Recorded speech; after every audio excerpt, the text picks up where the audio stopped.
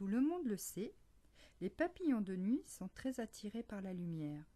La moindre flamme d'une bougie, le plus petit éclat d'une ampoule allumée dans l'obscurité les attire. Certains soirs, nous les voyons volter follement autour de toutes les boules ou les bulles de lumière qui peuvent scintiller sitôt que la lumière du jour disparaît. Et vous savez aussi que, dans les grandes villes, il y a aujourd'hui beaucoup de lampes allumées, pratiquement toute la nuit pour éclairer des rues, des vitrines et même des bougies quand il y a des fêtes ou pour des moments heureux en famille.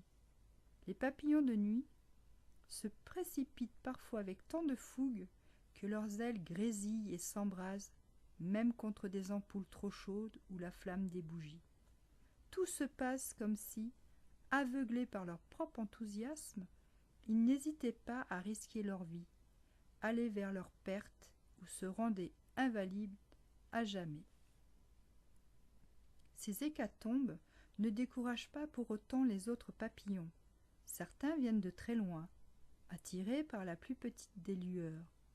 On peut alors les voir accélérer, battre des ailes pour s'approcher le plus possible, essayer à leur tour de percer le mystère d'une lumière toute proche qui semble les attendre et ne briller en pleine nuit que pour eux. Non, pas une lumière inaccessible comme celle des étoiles, mais une lumière qui semble les appeler et leur dire « Viens vers moi, que je te vois de plus près. » Ainsi, les papillons de plusieurs espèces peuvent se rassembler toutes les nuits sans se connaître et entourer n'importe quelle flamme, frôler les ampoules des réverbères ou à l'entrée des maisons, pénétrer dans une pièce si la fenêtre est restée ouverte et tournoyer sans relâche dans un vol plein d'ivresse. Le petit papillon de nuit dont je veux vous parler s'appelait Compostelle, ce qui signifie chant d'étoiles. Il avait bien entendu ses parents lui dire « Fais très attention quand tout au début de la nuit, tu te laisseras guider par les odeurs pour aller butiner quelques plantes que toi seul pourras sentir et reconnaître. Fais très attention si tu vois une lumière, une lueur, une flamme qui bouge. Ne t'approche pas trop près. C'est très dangereux. Peut-être serais-tu attiré par la lumière d'une ampoule, le scintillement d'une bougie, la clarté vivace d'un feu de plein air. Mais tes ailes sont très fragiles. Elles peuvent être blessées, abîmées, brûlées par la proximité de la chaleur. Mais vous le savez comme moi, l'inquiétude des parents, du moins chez les papillons, agit très souvent comme un stimulant chez les enfants. À partir du moment où on a pointé leur attention sur un danger ou quelque chose à ne pas faire, leur curiosité, leur désir se réveillent et ils vont se précipiter justement sur ce qui leur a été interdit ou présenté comme dangereux. Aussi, ce soir-là, Compostelle, dès qu'il vit une flamme au loin, s'envola vers elle, bien décidé à vérifier par lui-même si cette brillance était dangereuse ou amicale, s'il pouvait jouer avec, s'il allait découvrir quelque chose de nouveau. D'autant plus intéressant que ses parents ne voulaient pas qu'il s'en approche. Son désir était si fort qu'il avait complètement oublié les recommandations et les mises en garde de ces derniers. Quand il arriva, tout près, il vit que la lumière était ronde, toute ronde, avec plusieurs cercles concentriques, dont les plus brillants étaient au centre, sortant d'une boule blanche suspendue à un poteau. La boule scintillait, immobile, et déjà autour d'elle voltaient quelques papillons dont les ailes s'agitaient frénétiquement. Compostelle tenta, dans un premier temps, d'éviter de se cogner aux autres, à tous ceux qui virevoltaient autour de lui, dans le plus grand des désordres. « Ils vont me renverser, pensait-il, me casser une patte ou froisser une de mes ailes. » Il ne pouvait cependant s'empêcher de s'approcher. Il aurait voulu se poser sur la grosse boule blanche, au centre de toute cette luminosité. Il avait le sentiment que les cercles de lumière l'attiraient et le repoussaient en même temps.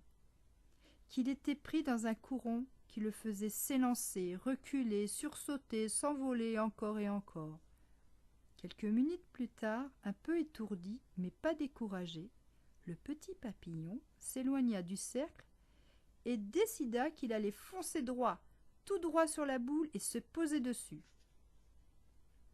Autour de lui, d'autres papillons, plus fous les uns que les autres, l'encourageaient. « Allez, vas-y, fonce dessus!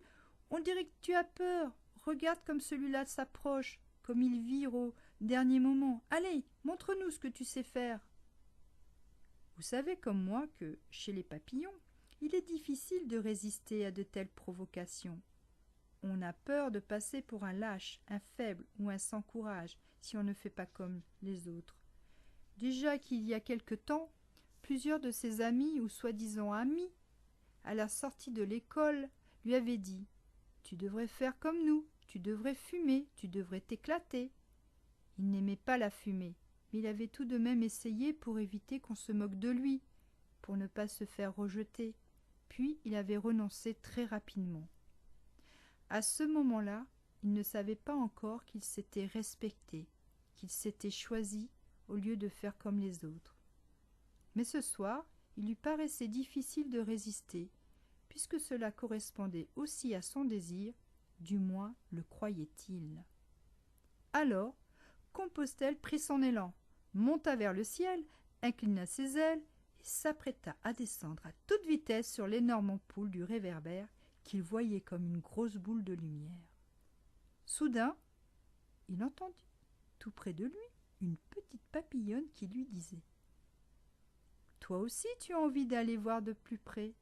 Toi aussi tu veux prendre le risque de te brûler comme mon meilleur ami qui était là hier soir et qui aujourd'hui gît à terre, carbonisé, mort. » Compostelle s'arrêta tout net et répondit « Je ne veux pas mourir, je veux seulement me poser sur cette grosse boule blanche, pleine de lumière. » « Je vois que tu ne sais pas encore la différence entre un besoin et un désir, » lui répondit la petite papillonne. « Comment cela ? Qu'est-ce que tu me racontes ? Je sais parfaitement ce qu'est un désir. C'est quand on a envie de faire quelque chose qui va nous faire plaisir, et un besoin, c'est pratiquement la même chose. C'est ce que tu crois, comme moi-même je le croyais il y a quelques heures encore. Maintenant, je sais que tous les désirs ne sont pas toujours réalisables. Qu'il y a des désirs qui peuvent rester à l'état de désir, dans notre cœur, dans notre tête.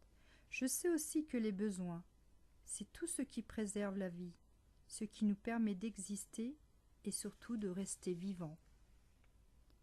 Je ne sais si vous pouvez imaginer cette discussion, très sérieuse, entre deux papillons qui voltaient très haut au-dessus d'un lampadaire en pleine nuit, avec autour d'eux une multitude de papillons qui tourbillonnaient, s'élançaient, s'approchaient, puis s'éloignaient ou allaient s'écraser contre la boule de lumière de plus en plus brûlante. Après avoir réfléchi, Compostelle demanda encore « Alors, on ne peut pas toujours faire ce qu'on en a envie de faire ? » « Non, pas toujours. On peut faire beaucoup de choses, réaliser quelques-uns de nos désirs, bien sûr, s'ils ne sont pas en opposition avec nos besoins. Mais il faut se rappeler que ce sont nos besoins qui sont plus importants. Certains sont essentiels. Est-ce que tu connais, par exemple, tes principaux besoins ? Je crois que je les connais. Ils ne sont pas nombreux. Butiner, me nourrir, dormir, me reposer, avoir des ailes en bon état pour voler où je veux.